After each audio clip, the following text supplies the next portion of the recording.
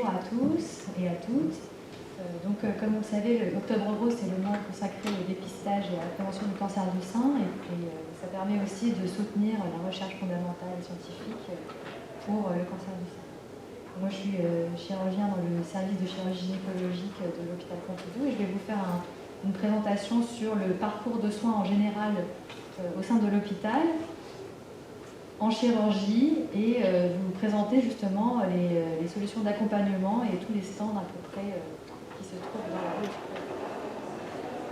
Un petit mot d'épidémiologie. On sait que le cancer du sein, c'est la première cause de cancer chez la femme, et on compte près de 58 000 nouveaux cas en 2018 de cancer du sein, dont 12 000 décès par an, avec un âge moyen au diagnostic situé autour de 63 ans.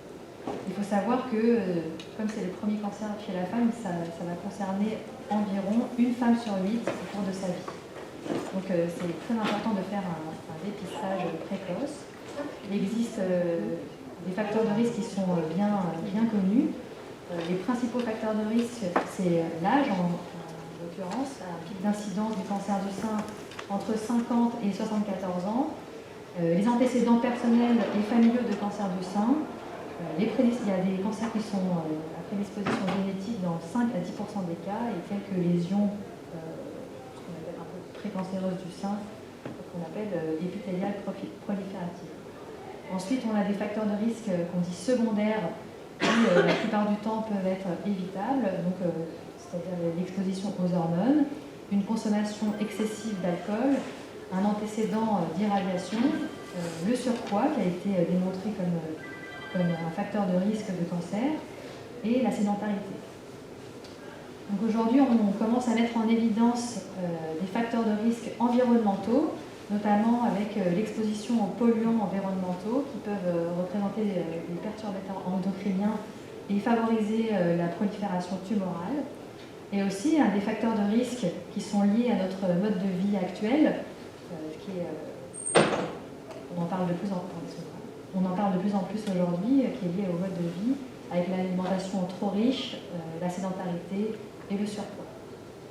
On reviendra là-dessus tout à l'heure pour les solutions d'accompagnement sur tout ce qui est obésité et surpoids. Et donc, c'est important de réaliser un dépistage précoce. Aujourd'hui, en France, on a la possibilité d'avoir un dépistage qui est organisé, qui réduit considérablement la mortalité due au cancer en découvrant la maladie à un stade très précoce. Et donc, elle est recommandée entre 50 ans et 74 ans, tous les 2 ans. Donc, à l'hôpital Georges Pompidou, on prend en charge le cancer du sein de la chirurgie, en passant par l'oncologie, la radiothérapie, les consultations de génétique, jusqu'à la reconstruction mammaire, avec un plateau technique dédié et très complet dans tout l'hôpital. On peut tout réaliser sur place. Donc, notamment pour le début de la prise en charge, on dispose d'une consultation Express Sein où les patientes ont la possibilité de consulter un chirurgien scénologue ainsi qu'un radiologue dans la même journée afin d'établir un diagnostic rapide. Donc la patiente peut voir le chirurgien pour faire un interrogatoire à l'examen clinique, l'adresser au radiologue qui fera les imageries, plus ou moins les biopsies si elles sont nécessaires, et tout ça dans un délai assez rapide. Et ensuite, à l'hôpital, on dispose de plein de solutions d'accompagnement avec une prise en charge nutritionnelle, des psychologues, des ateliers et de nombreuses associations comme ce que vous dans l'arrêt hospitalière avec l'association Elle-Danse, des cours d'escrime, du qigong et de la kinésithérapie. Donc, à l'hôpital Georges Pompidou, on dispose d'un plateau technique radiologique de qualité avec les 3 modalités d'imagerie performantes, notamment la mammographie associée à la tomosynthèse qui permet de faire une reconstruction 3D du sein, des échographies mammaires de dernière génération, ainsi qu'un accès facilité à l'IRM mammaire avec un délai maximal de 7 jours si jamais vous devez nécessiter une IRM mammaire. concernant la chirurgie scénologique, tous les chirurgiens de service sont formés à ce qu'on appelle les techniques d'oncoplastie, c'est-à-dire de favoriser au maximum les traitements conservateurs du sein, c'est-à-dire on garde le sein, on enlève la tumeur. Donc aujourd'hui, on est capable d'enlever des tumeurs de plus en plus volumineuses en gardant une forme de sein la plus normale possible. Et les patients ont également accès à des techniques innovantes comme l'utilisation de la fluorescence pour la détection du ganglion sentinelle.